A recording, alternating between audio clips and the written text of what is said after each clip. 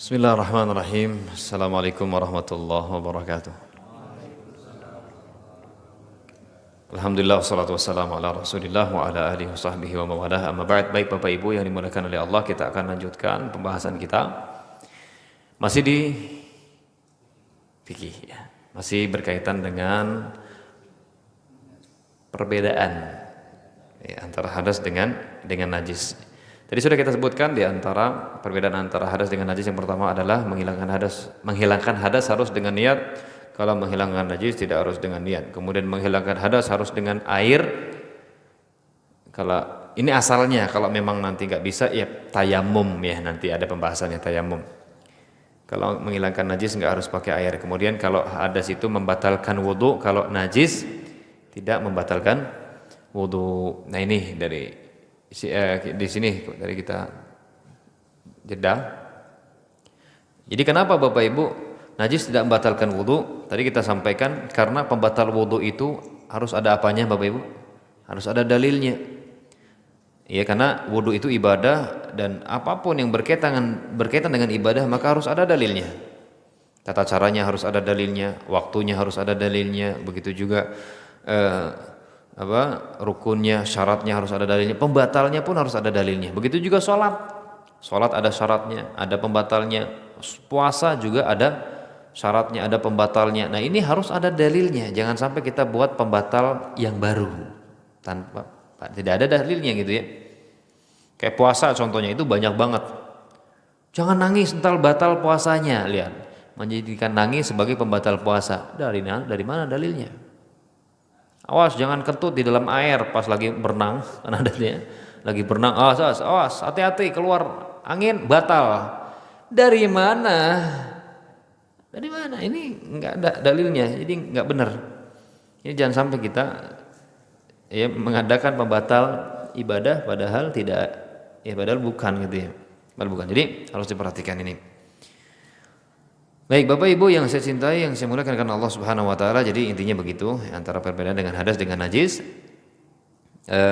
Insyaallah untuk fikih kita lanjutkan di pertemuan berikutnya. Jadi ini muqaddimah saja ya. Inilah memang konsekuensi dari kajian sebulan sekali. Jadi pertemuan sebulan kemudian. Ya enggak apa-apalah Bapak Ibu daripada enggak sama sekali gitu ya. Daripada tidak sama sekali, dan alhamdulillah di zaman sekarang media ya untuk belajar banyak, wasilah ya, sarana untuk belajar banyak, tinggal kitanya mau atau tidak. Sudah tersedia. Ya, sudah tersedia. Baik Bapak Ibu yang dimuliakan oleh Allah, kita akan beralih ke sesi berikutnya, yaitu membahas kaidah-kaidah tauhid. Kaidah-kaidah apa Bapak Ibu? Tauhid. Bapak Ibu, tauhid itu hak Allah. Hak Allah Subhanahu wa taala yang harus kita tunaikan. Hak Allah yang paling besar. Hak Allah Subhanahu wa taala yang harus kita perjuangkan, wallahil adzim. Pak, kalau ada orang ingin merusak hak orang tua kita sebagai anak apakah diam saja?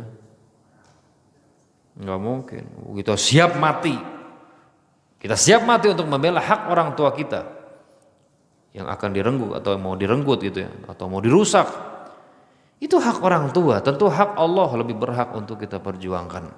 Banyak di zaman sekarang Bapak Ibu orang-orang yang tidak memberikan hak Allah Subhanahu wa taala kepada Allah, tidak menunaikan hak Allah Subhanahu wa taala dengan benar. Menduakan Allah. Padahal naudzubillah Bapak Ibu.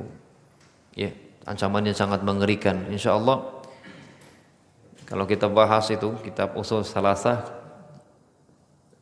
akan dapat itu bagaimana ngerinya ancaman orang yang tidak mentauhidkan Allah Subhanahu wa taala, tidak beribadah kepada Allah dengan benar.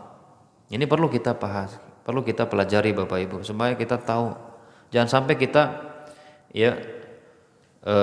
berkeyakinan dengan keyakinan yang tidak ada dasarnya dari agama ini ya.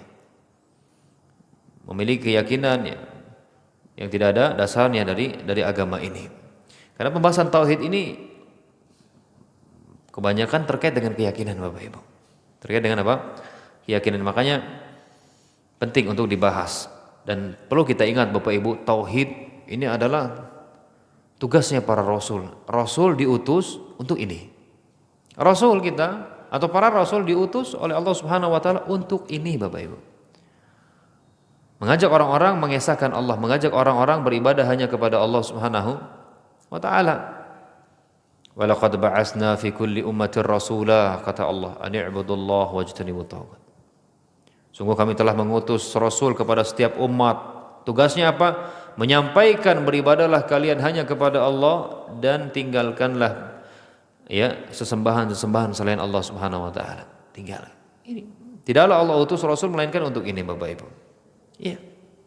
Melainkan mengajak orang-orang beribadah hanya kepada Allah. Dari Nabi Nuh coba. Nabi Nuh kita tahu rasul pertama. Nabi Nuh alaihissalam mengajak kaumnya beribadah hanya kepada Allah. Nabi Ibrahim alaihissalam mengajak kaumnya beribadah hanya kepada Allah. Patung-patung dihancurkan. Nabi Musa alaihissalam mengajak Fir'aun dan bala tentaranya untuk beribadah hanya kepada Allah. Nabi Isa pun seperti itu. Mengajak kaumnya untuk beribadah hanya kepada Allah Subhanahu wa taala. Innahu rabbi wa rabbakum. Allah itu Rabbku, Tuhanku dan Tuhan kalian, kata Nabi Isa. Nabi Muhammad pun seperti itu Bapak Ibu. Tugas para rasul Bapak Ibu. Menyampaikan apa? Akidah. Mengajak orang beribadah hanya kepada Allah Subhanahu wa taala. Menunjukkan Bapak Ibu yang dimakan oleh Allah tidak benarnya beribadah kepada selain Allah. Dan tidak diridhoi oleh Allah Subhanahu wa taala. Ialah Bapak Ibu, Allah Subhanahu wa taala yang menciptakan, memberikan rezeki, menghidupkan, mematikan. Kok yang diibadahi selain Allah? Gimana? Musibahnya Bapak Ibu, ada orang mengaku sebagai orang Islam, tapi apa? Sudahlah, nggak usah digubris tauhid aja, udahlah. Semua sama, tujuannya sama, cuman jalannya yang beda. Pernah nggak dengar gitu Bapak Ibu? Sering ya, karena banyak yang mendakwakan. Udahlah, mau jadi Yahudi kek, Nasrani kek, mau jadi Islam kek, udahlah. Yang penting apa? Udah. Tujuannya satu, sama kan, masuk surga kan. Mau masuk surga, jalannya aja beda. Udah nggak usah saling kritik, nggak usah. Dah. Kok begitu sih? Kalau memang Bapak Ibu kita dibolehkan untuk bebas memilih, mau ke sana jadi, ke situ jadi, ngapain Allah ngutus Rasul? Bener nggak? Ngapain Allah ngutus Rasul Bapak Ibu? Kalau memang dibolehkan udah. Nah, yang mau nyembah patung silakan. Selagi meyakini yang disembah itu ada sifat-sifat Allahnya udah. Yang mau menyembah Isa juga nggak apa-apa. Ada lagi di India nyembah tikus juga gitu nggak apa-apa. Tikus Pak, disembahnya Pak. La haula wala quwata illa billah. Nggak apa-apa gitu. Anda apa sudah melakukan penelitian sampai mengatakan semua sama, jalannya berbeda? Kok bisa disamakan? Kok bisa disamakan Allah dengan selain Allah itu gimana? Akalnya itu. Masa disamakan Allah zat yang maha agung, maha kuasa Bapak Ibu, menciptakan langit, bumi dan seterusnya, memberikan rizki, disamakan dengan patung? Disamakan dengan selain Allah Subhanahu wa taala? Enggak benar lah Bapak Ibu. Enggak benar Bapak Ibu. Makanya Allah bantah. Dzalika, yang demikian itu kalau kata Allah Subhanahu wa taala, bi annallaha huwal haqq wa anna ma yad'una min dunihi huwal batil. Allah Subhanahu wa taala yang hak, sedangkan sesembahan-sesembahan selain Allah lah itu yang batil. Allah Subhanahu wa taala. Allah bantah. Kalau seandainya dibolehkan, kemana la ilaha illallahnya? Mana la ilaha illallah? Kok boleh sih? Duh Pak, ngeri Pak, beneran. Ngelihat umat Islam zaman sekarang ngeri banget Bapak Ibu. Banyak ngaku Islam merasa Hindu. Islam merasa apa? Rasa ini emang permen apa rasa?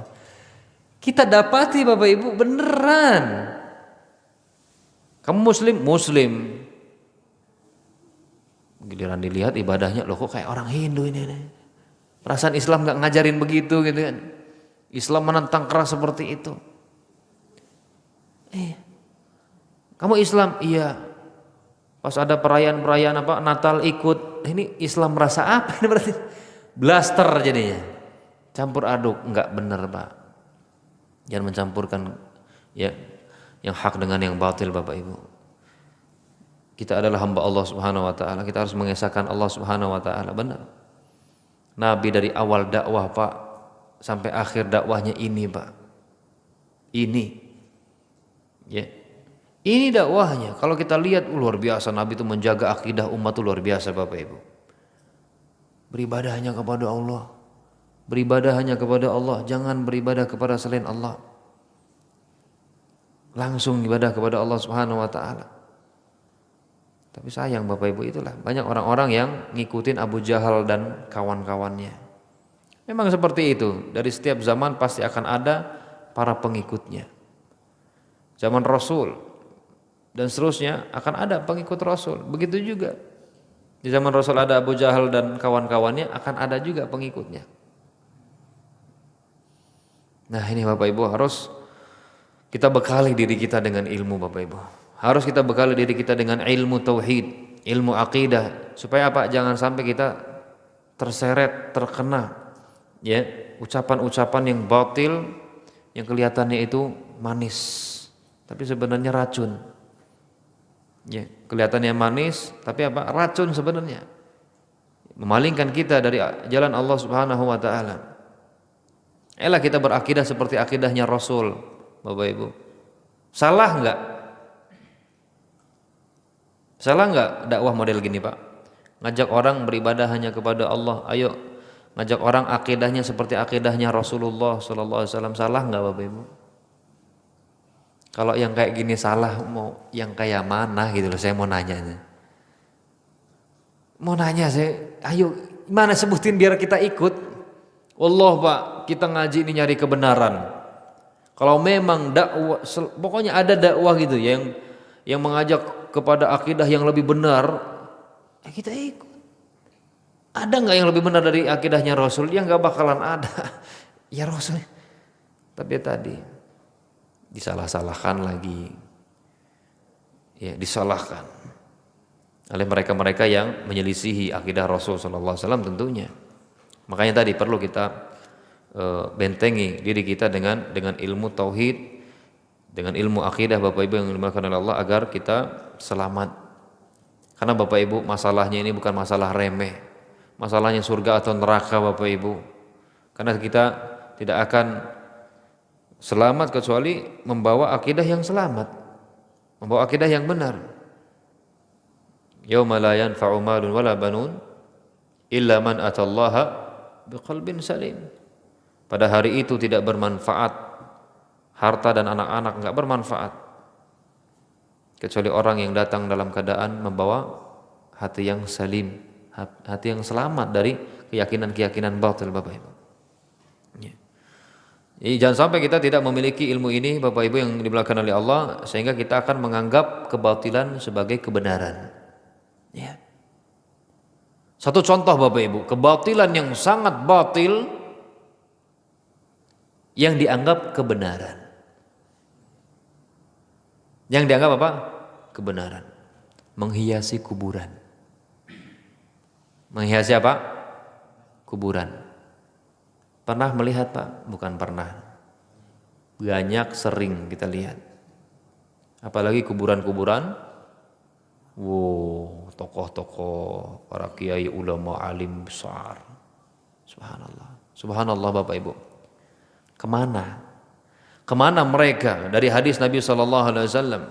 Nah Rasulullah sallallahu alaihi wasallam an yuq'ada, nah Rasulullah sallallahu alaihi wasallam an yuktaba 'ala al-qabr wa an yuq'ada 'alaihi wa an yubna 'alaihi. Nabi sallallahu disebutkan, kama qala Nabi sallallahu alaihi wasallam. Nabi sallallahu alaihi wasallam melarang kuburan ditulis-tulis. Nabi melarang kuburan dicat. Nabi melarang kuburan dibangun sesuatu di atasnya. Kemana? Mana Bapak Ibu?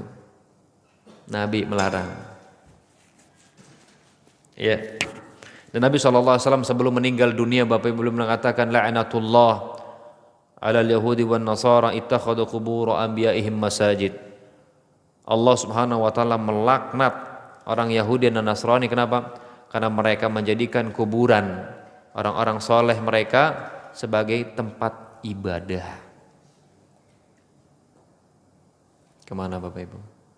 Dan ini dianggap benar.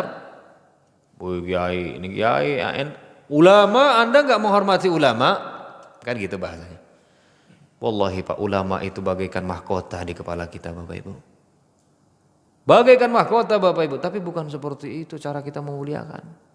Jangan sampai kita mengangkat derajat ya seseorang melebihi derajat yang Allah berikan kepada dia, sampai menganggap dia sebagai Tuhan lagi, naudzubillah. Kebatilan Bapak Ibu yang dimakan oleh Allah, sujud ya di situ dan seterusnya. La haula wala quwata illa billah. Ini kalau enggak punya dasar atau bekal Bapak Ibu, aduh bisa salah kita Bapak Ibu. Ya. Kalau seandainya sudah pernah belajar Bapak Ibu, ya insya Allah ini sebagai pengulangan ya. Kalau seandainya belum, insya Allah sebagai ilmu yang bermanfaat untuk kita semua. Baik, namun Bapak Ibu, metode kita belajar akidah ini agak beda. Karena kita akan belajar kaedah gitu ya. Jadi kita buat kaedah berdasarkan Al-Quran dan hadis gitu ya. Jadi dijadikan poin-poin seperti itu. Dijadikan apa? Poin-poin ya. Dan ini insya Allah lebih mudah dipahami dan lebih gampang diingat ya, gampang diingat atau agak bahasa agak dalamnya gampang dihafal ya. Gampang diingat ya, maksudnya dihafal gitu. Baik, kita akan bahas kaedah-kaedahnya, dan kitab yang menjadi rujukannya adalah kitab Syarah Al-Arjuzah Al-Mufidah fi Nadbil Qawaid Al-Aqidah karya Syekh Walid bin Rashid Sa'idan ya. Syarah Al-Arjuzah Al-Mufidah fi Nadbil Qawaid Al-Aqidah. Baik Bapak Ibu yang dimuliakan oleh Allah, kita mulai Bapak Ibu. Masih bersama saya Bapak Ibu? Udah capek? Semua kita capek Bapak Ibu. Semua kita capek Bapak Ibu. Tapi terus berjuang. Kita terus berjuang sampai malaikat maut datang. Ya kan, sampai gitu aja. Baik. Kaidah yang pertama Bapak Ibu. Kaidah yang pertama, ahlu sunnah. Saya terbuatkan dulu ya bahasa Arabnya. Ahlu sunnah wal jamaah la ya'khuduna mu'taqadahum illa minal kitabi was sunnah. Ahlu sunnah wal jamaah tidak mengambil akidah mereka kecuali dari Al-Quran dan hadis yang sahih. Ahlu sunnah wal jamaah tidak mengambil Al-Quran kecuali dari Al-Quran dan hadis. Ini Bapak Ibu kaidah yang sangat agung sekali, wallahil azim. Ahlu sunnah. Makanya siapapun yang mengatakan saya ahlu sunnah nih, ini coba. Benar nggak nih? Benar nggak? Udah ada nggak nih kriteria nih pada diri Anda yang mengaku sebagai ahlu sunnah nih? Ahlu sunnah wal jamaah kata penulis.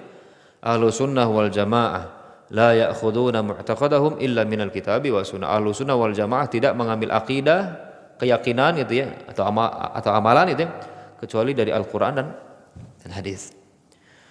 Baik Bapak Ibu yang dimuliakan oleh Allah. Kalau ada yang bertanya, ahlu sunnah itu siapa sih? Kan ada ahlu sunnah wal jamaah Bapak Ibu ya. Siapa ahlu sunnah?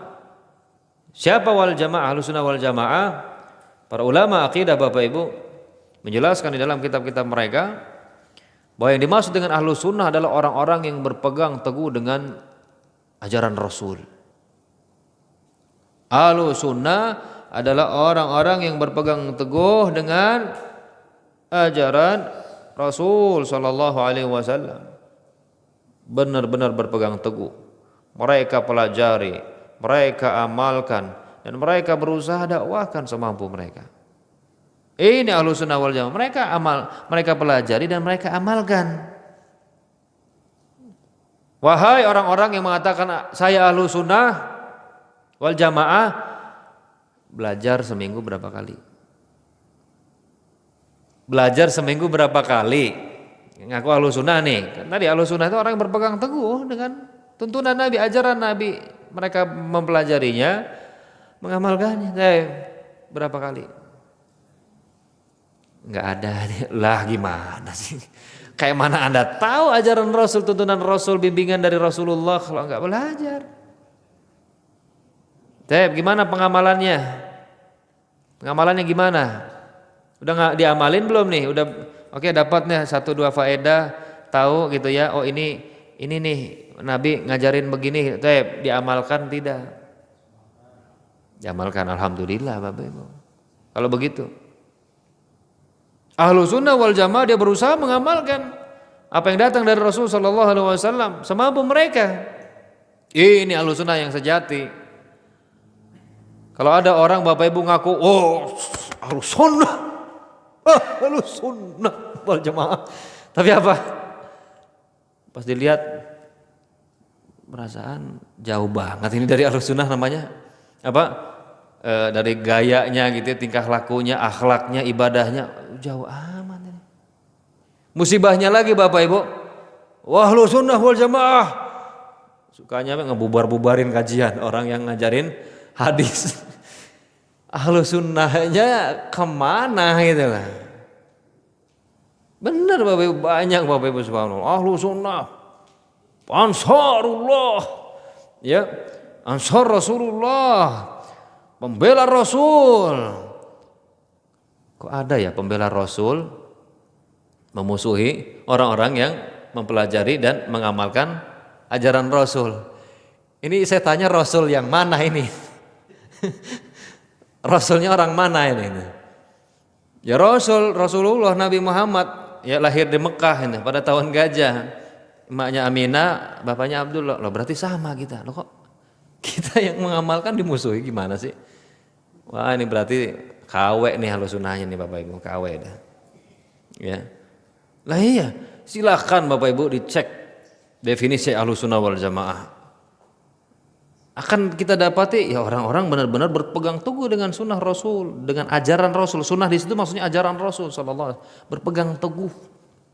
Benar-benar dia ya berpegang teguh gimana sih Bapak Ibu? Serius gitu ya.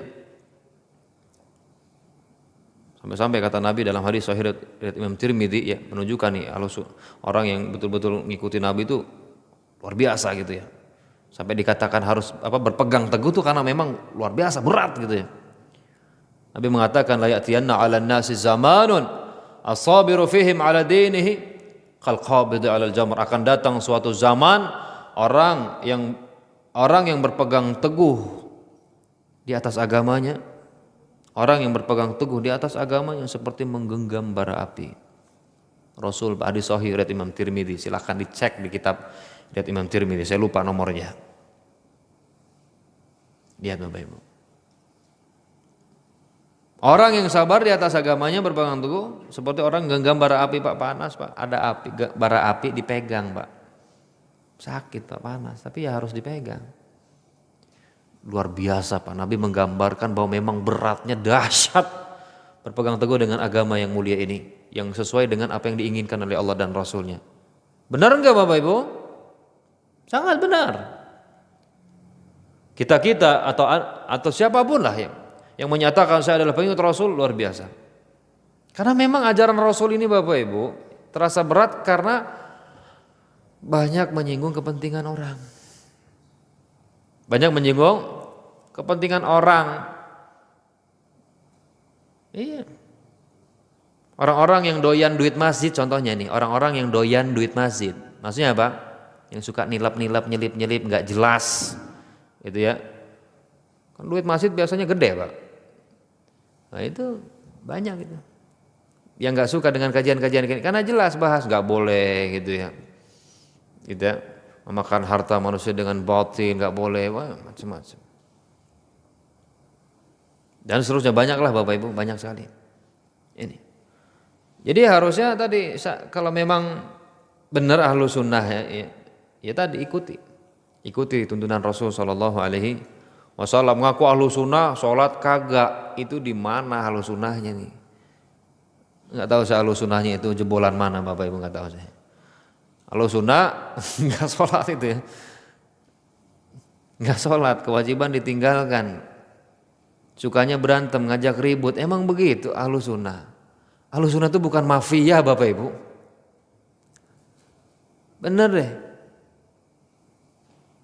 Ahlus Sunnah itu Bapak Ibu arhamun nas bin nas. Para ulama menjelaskan di antara sifat mereka itu orangnya adalah orang yang sangat kasih sayang dengan orang lain. Iya. Lebih mengedepankan apa? Musyawarah. Kalau memang ada yang salah dinasehatin, diluruskan. Salahnya di mana dijelaskan. Karena memang ingin kebaikan. Jadi asalnya tuh bukan mata merah, melotot, urat leher gede-gede keluar gitu ya.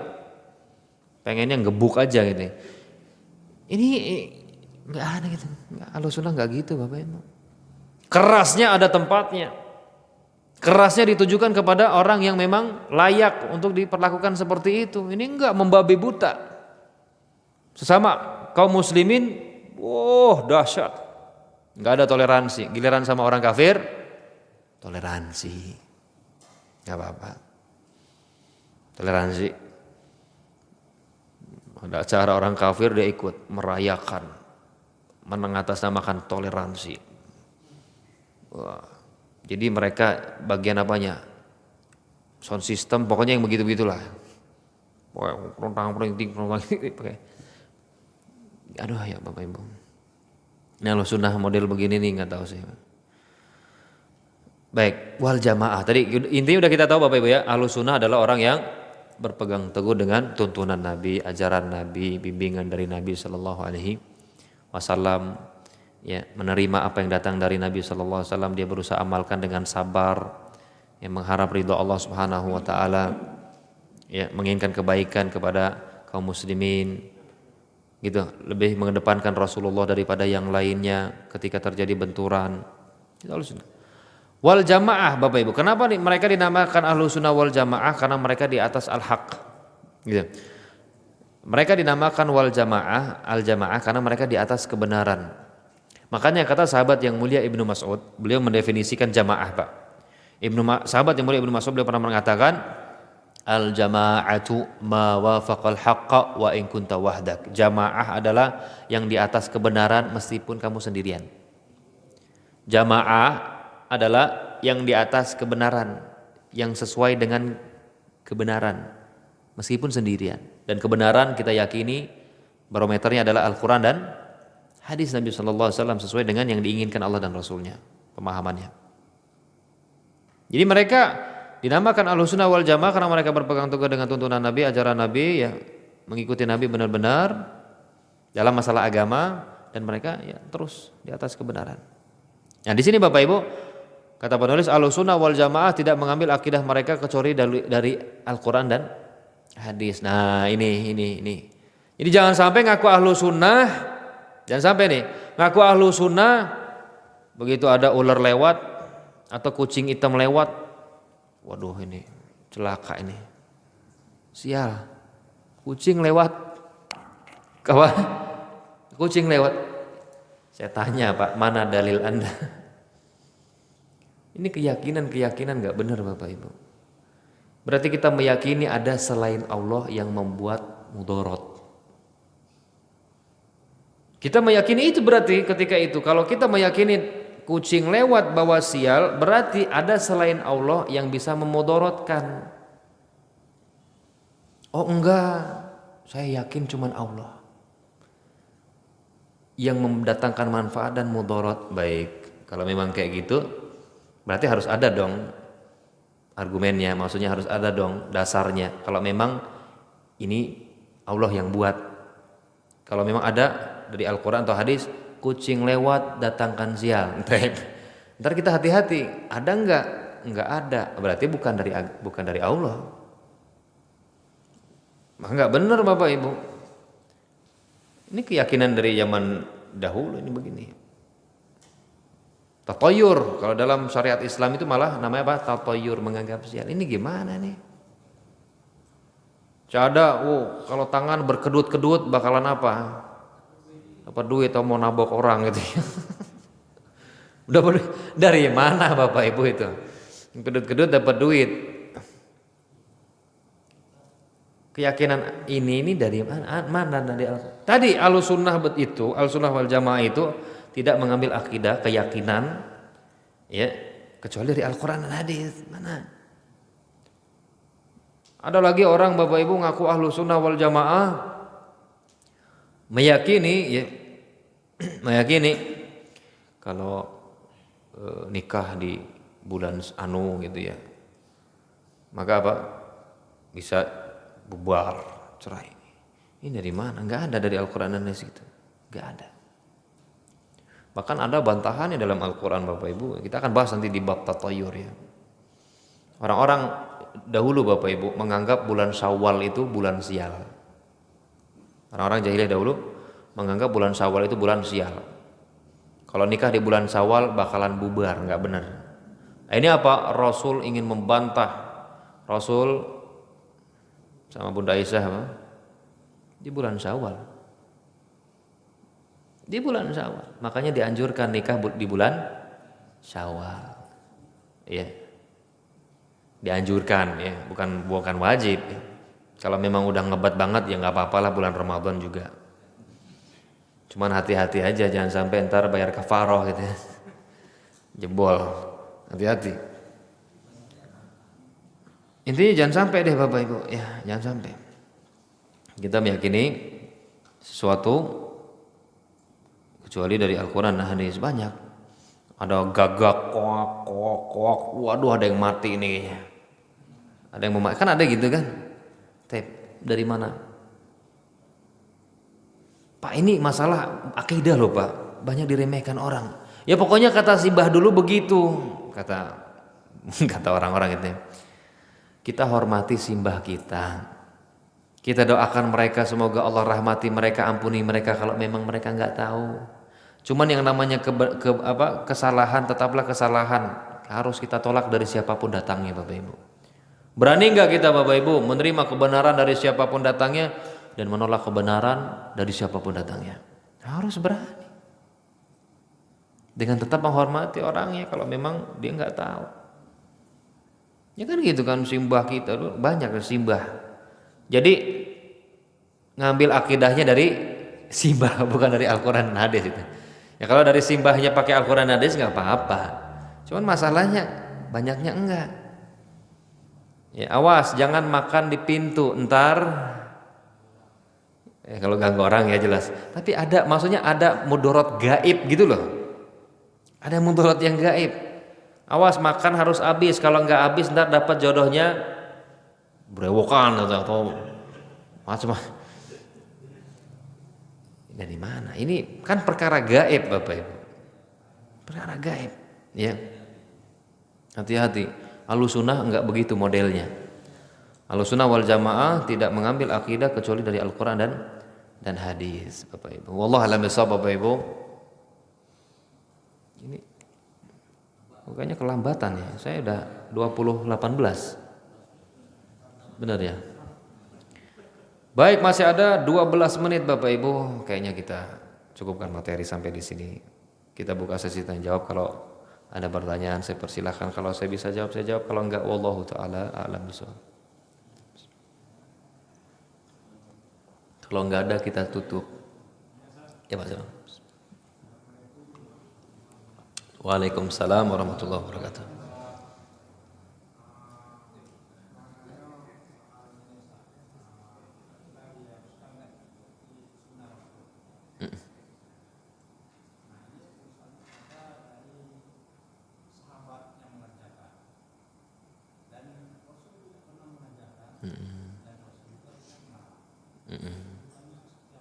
Baik, memang ini ya satu lagi saya.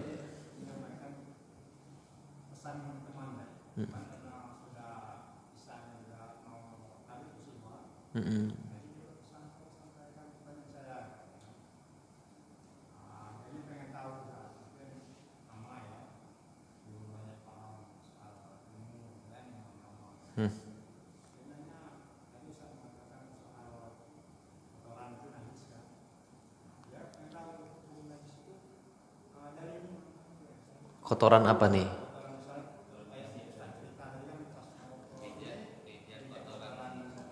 Hmm. Hmm.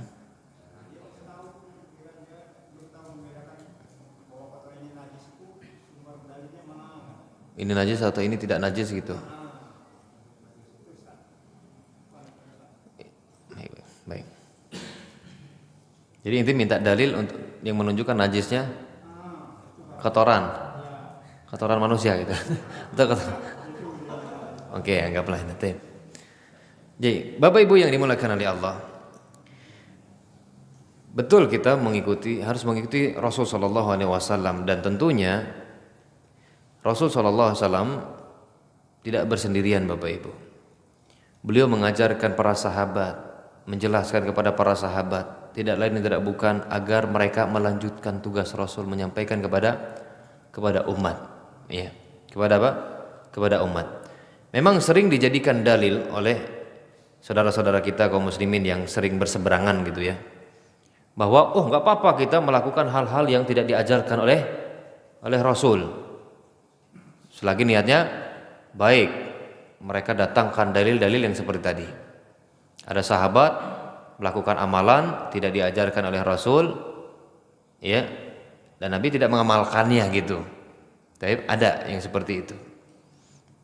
Nah, ini dalil menunjukkan bahwa ya kita nggak apa-apa mengadakan atau membuat perkara baru gitu kan, yang intinya nggak diamalkan oleh Rasul Shallallahu Alaihi Wasallam. Perlu diingat Bapak Ibu.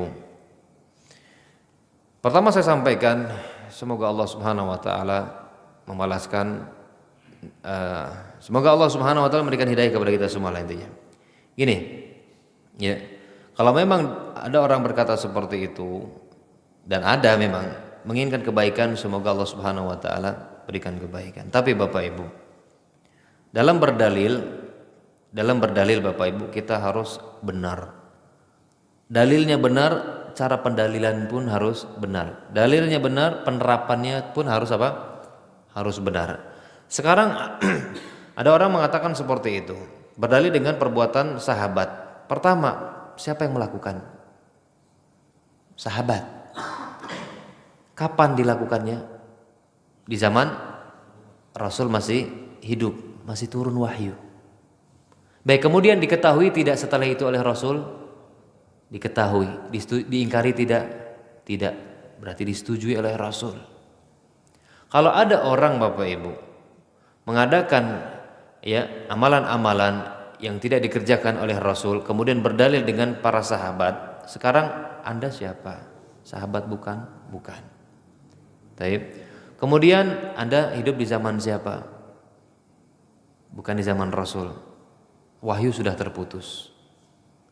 Baik, disetujui tidak oleh Rasul, Rasul sudah meninggal. Berarti yang menjadi barometernya adalah hadis-hadis Rasul yang menunjukkan penerapannya. Ya. Nah, jadi Bapak Ibu yang dimuliakan oleh Allah, kalau ada sahabat melakukan amalan yang tidak dilakukan oleh Rasul dan tidak diajarkanlah oleh Rasul, tapi setelah itu diketahui oleh Rasul dan tidak diingkari, menunjukkan bolehnya perbuatan tersebut. Boleh. Kenapa? Karena diikrar, disetujui oleh Rasul Shallallahu Alaihi Wasallam. Dan kalau ada amalan yang disetujui oleh Rasul, maka itu boleh diamalkan. Seperti ada sahabat ketika jadi imam baca Qul huwallahu ahad terus. Ketika apa? Setelah Al-Fatihah Qul huwallahu ahad lagi. Setelah itu Qul huwallahu ahad lagi. Ada sahabat yang lapor kepada Nabi, ini sahabat begini nih, Nabi ini bahasa kitanya gitu ya. Lalu Nabi suruh nanya apa yang membuat dia melakukan itu, apa yang mendorong dia melakukan itu. Akhirnya apa ditanya? Ternyata sahabat tersebut mengatakan, li'annani uhibbuha, karena saya mencintai surat ini. Karena kandungannya dahsyat. Kayak bapak-bapak atau kita-kita ya salat malam bacanya ini terus. Alasannya karena cuman ini doang hafalannya gitu ya. Cuman ini hafalannya bukan. Kalau sahabat Bapak Ibu karena apa? Karena cinta, kandungannya luar biasa. Akhirnya setelah Nabi tahu Bapak Ibu, apa kata Nabi? Akhbirhu bi anallaha yuhibbuhu. Kasih tahu dia Allah mencintai dia. Diingkari tidak oleh Nabi? Diketahui dan diingkari tidak? Tidak, Nabi setujui, menunjukkan Bapak Ibu boleh.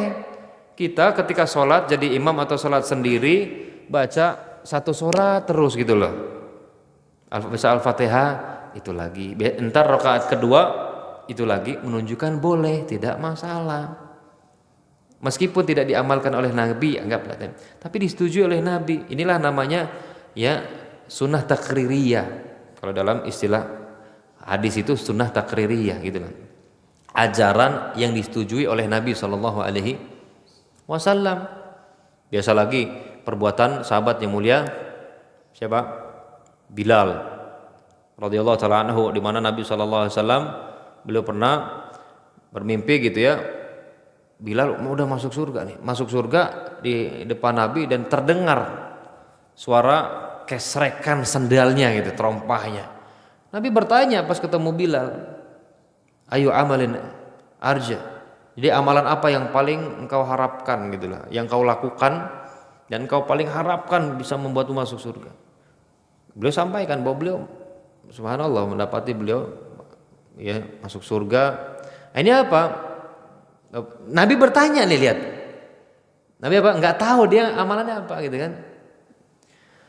Lalu beliau pun menyampaikan bahwa tidaklah saya berwudu melainkan saya apa?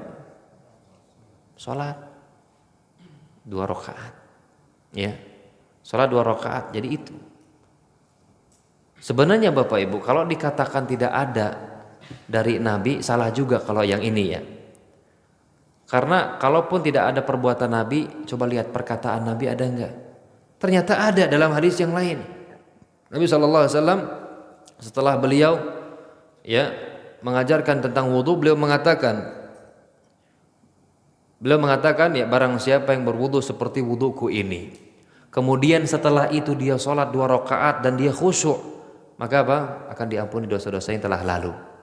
Perkataan Nabi menunjukkan ada syariat sholat setelah wudu, bukan dikatakan ini ya Nabi nggak tahu, nggak ngamalin, ada ya.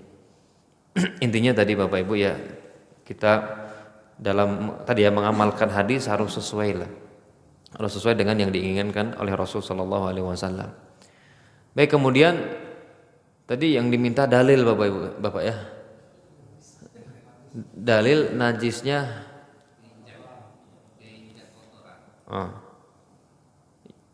Baik, Bapak Ibu yang dimakan oleh Allah, ya saya nggak begitu ini ya pertanyaannya.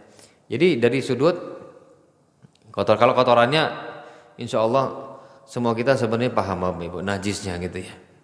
Ijma para ulama bahwa kotoran manusia itu najis. Sepakat para ulama bahwa kotoran manusia itu apa? Najis Bapak Ibu. Tidak ada yang berkata satupun dari ulama ya bahwa kotoran manusia itu tidak najis, semuanya sepakat. Hatta Nabi Shallallahu Alaihi Wasallam kotorannya najis. Hatta Nabi Shallallahu Alaihi Wasallam kotorannya apa? Kotorannya najis. Nabi Shallallahu Alaihi Wasallam pernah beliau BAB. Kemudian beliau minta didatangkan 3 batu. 3 batu. Kemudian Bapak Ibu yang dimakan oleh Allah, didatangkan oleh sahabat 2 batu, 1 kotoran hewan, kotoran keledai, ya. Yang keledai itu kan najis, ya. Kotorannya najis. Jadi Nabi SAW ngambil 2 batu, yang satunya beliau lempar. Beliau mengatakan, innahuma la yutahhiran. 2 batu ini enggak cukup, enggak mensucikan dia. Enggak mensucikan. Menunjukkan apa? Kotoran beliau najis. Kalau seandainya enggak najis, ngapain dikatakan apa? Mensucikan gitu. Dan ijma para ulama. Mungkin yang orangnya enggak ada sih ya. Yang ditanyakan apanya? Dalil tidak batalnya.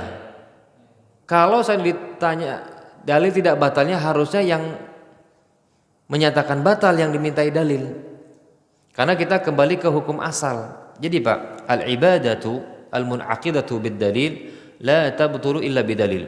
Ibadah yang sudah sah berdasarkan dalil tidak boleh dihukumi batal kecuali dengan dalil juga.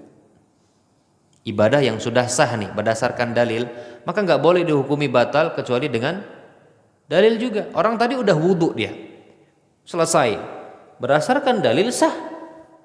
Nah terus ada orang mau membatalkan, menghukumi batal, maka dia yang harus apa? Datangkan dalil. Harus datangkan dalil. Ya. Jadi kalau kita kembali ke hukum asal, hukum asalnya dia masih dalam keadaan suci. Hukum asalnya dalam keadaan punya tohara. Seperti itu. Wallahu alam bishawab. Barangkali nanti bisa ditanyakan lagi kalau memang nggak pas jawabannya. Wallahu alam. Ada lagi Bapak Ibu? Sudah habis waktunya Bapak Ibu. Sudah 20.30. Saya ucapkan terima kasih banyak kepada Bapak Ibu semuanya yang sudah hadir. Semoga Allah Subhanahu wa taala memberikan kita taufik terus, hidayah terus, dilancarkan ya rizkinya, diperbaiki ya kehidupannya. Amin ya rabbal alamin. Saya mohon maaf jika ada kesalahan dalam berucap. Wallahu taala a'lam bissawab. Subhanakallahumma wa bihamdika asyhadu an la ilaha illa anta astaghfiruka wa atubu ilaik. Assalamualaikum warahmatullahi wabarakatuh.